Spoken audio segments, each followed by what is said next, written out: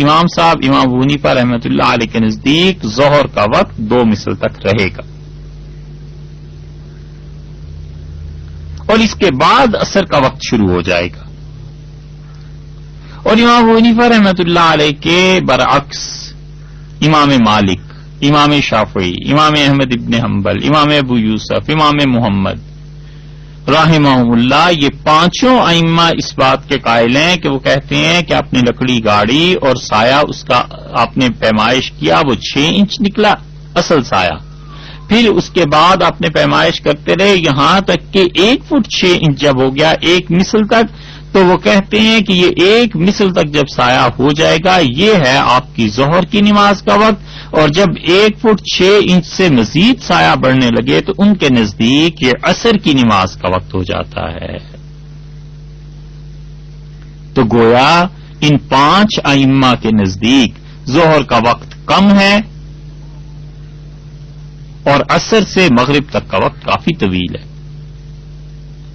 اور امام ابو حنیفہ رحمۃ اللہ علیہ کے نزدیک ظہر کا وقت کافی طویل ہے اور عصر مغرب کے درمیانی فاصلہ کم ہے۔ اس لیے جو محتاط مفتی ہیں وہ کہتے ہیں کہ ظہر کی نماز 1 مثل کے اندر اندر پڑھ لینی چاہیے، اور 1 مثل کے بعد یعنی سایہ جب 1 فٹ 6 انچ تھا اسے ہم نے فرض کیا ہے، وہ کہتے ہیں کہ پھر جو آگے سایہ بڑھ رہا ہے اب 2 فٹ جو ہے،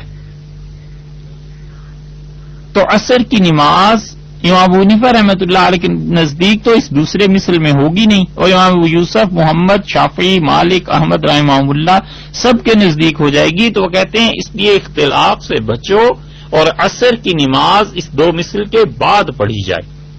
تاکہ دونوں نمازیں یقینی طور پر اپنے اپنے وقت میں ادا ہو جائیں اور دونوں روایتوں پر عمل ہو جائے۔